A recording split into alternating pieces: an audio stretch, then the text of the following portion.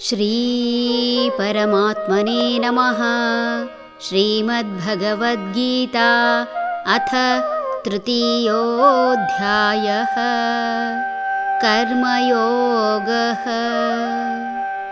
ಬುದ್ಧಿಭೇದಂ ಜನಯೇದ್ ಅಜ್ಞಾನಾಂ ಕರ್ಮಸಂಗಿನಾಂ ಜೋಷಯೇತ್ ಸರ್ವಕರ್ಮಾಣಿ ವಿದ್ವಾನ್ ಯುಕ್ತಃ ಸಮಾಚರನ್.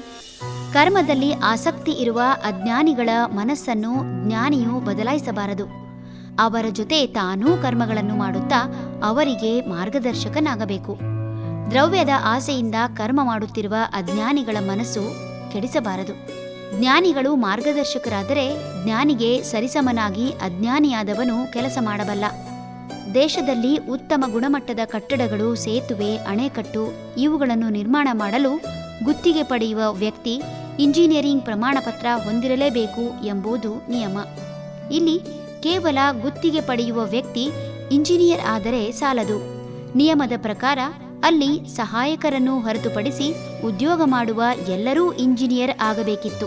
ಆದರೆ ಒಬ್ಬ ಇಂಜಿನಿಯರ್ 100ಕ್ಕಿಂತ ಹೆಚ್ಚು ಅನಕ್ಷರಸ್ಥರಿಂದ ಕೆಲಸ ಮಾಡಿಸುತ್ತಾನೆ ಬಿಟ್ಟರೆ ಅಲ್ಲಿ ಯಾವುದೇ ಕೆಲಸವನ್ನು ಇಂಜಿನಿಯರ್ ತಾನೇ ನಿಂತು ಮಾಡಲಾರ.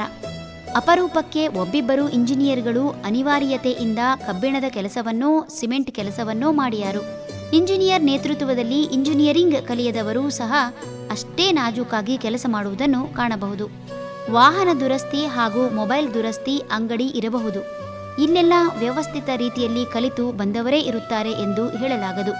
ಹಸಿವನ್ನು ಇಂಗಿಸಿಕೊಳ್ಳಲು ಹಗಲಿರುಳು ದುಡಿದು ಕೆಲಸ ಮಾಡುತ್ತಾ ತಮ್ಮ ಅನುಭವದಿಂದ ತಂತ್ರಜ್ಞಾನದ ಅರಿವು ಪಡೆದು ದುಡಿಯುತ್ತಿರುವ ಅಸಂಖ್ಯಾತ ಜನರೇ ಇಂದಿನ ಜಗತ್ತಿನ ಬೆನ್ನೆಲುಬು.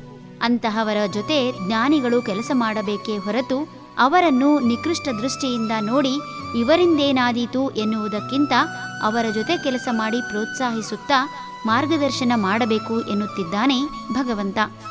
ಹರಿ ಓಂ.